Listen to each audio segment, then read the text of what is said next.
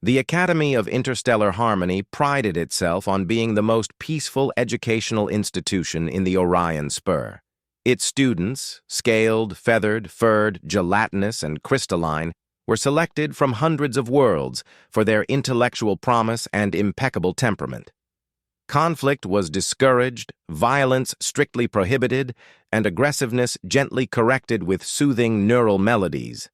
So when xenobiology professor Tlasik announced that each interspecies pair would be responsible for caring for a class companion animal, the students expected something gentle, something small, something herbivorous, something safe.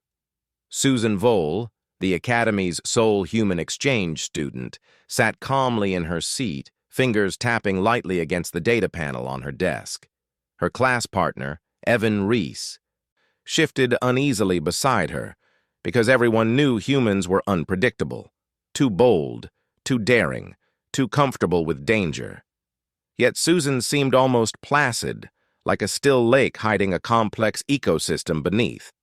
Evan, who had spent long nights reviewing human psychological files, suspected that still waters did not necessarily mean shallow depths. Professor Tlasik floated forward on gaseous buoyancy sacks. "Today," he trilled, "you will collect your companion animals from the integration chamber. Please ensure calm body language. Some species may be sensitive."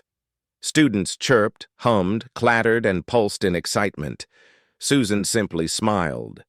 The integration chamber doors slid open with a hiss of sterilizing mist. Pairs stepped in, emerging moments later with adorable creatures, a feathery ball that cooed, a jelly lump that glowed with soft bioluminescence, a tiny lizard-cat hybrid that purred in 23 frequencies. Then it was Susan's turn. Evan followed nervously, clutching his data pad like a shield. Susan, you did request a harmless species, right?" She didn't answer. Not immediately. She merely adjusted her gloves and stepped inside. The chamber was dim, lined with containment stasis pods. A technician, a scaled MILF with trembling hands, greeted them. "You're the human," the technician whispered, clearly terrified.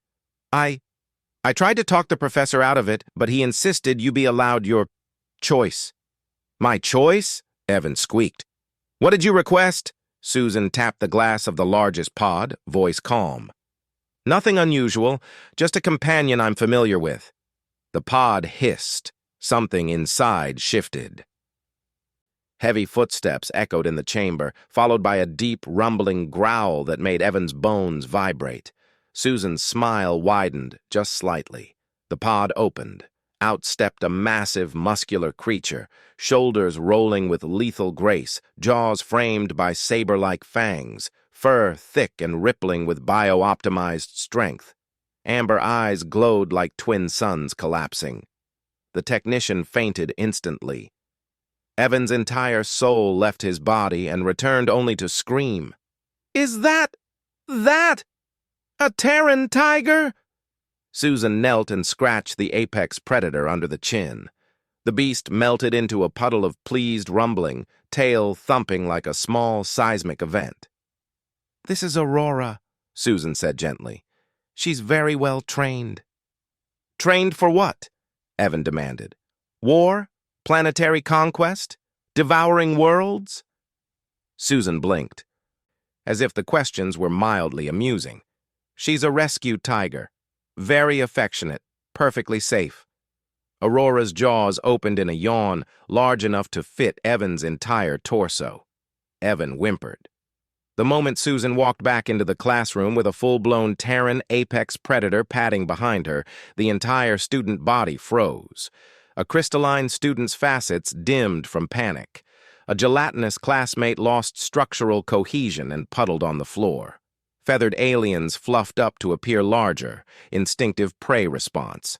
Professor Tlasik deflated 3 buoyancy sacks from sheer terror. "Susan Vole!" he squeaked. "Well, what is that?" Susan stroked Aurora's neck, perfectly composed. "Panthera tigris alteca, apex predator, near sapient emotional intelligence. She's friendly." Aurora sat beside her with imperial indifference, eyes scanning the room with the bored interest of something capable of killing every organism present without breaking a sweat. "Safe?" the professor croaked. Susan's voice softened. "Perfectly." Aurora growled, not aggressively, but deeply, vibrationally, in a way that sounded like a living engine deciding whether to idle or pounce.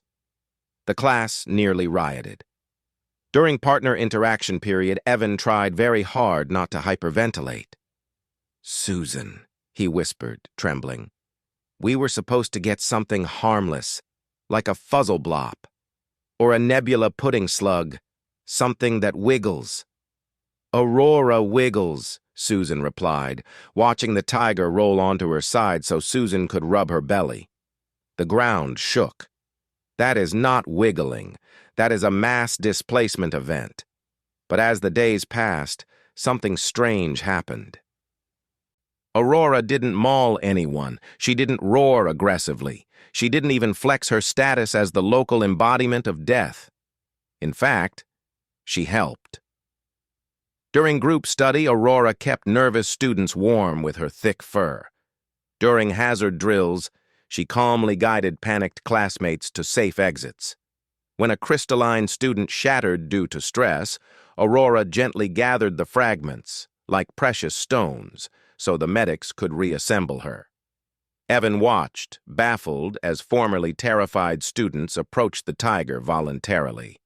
Aurora became popular, beloved even. One day, during a xenobiology exam, the fire suppression AI malfunctioned. Plasma vents burst open, sending a wave of searing heat across the hall. Students screamed. Professor Classic fainted again. He did that a lot.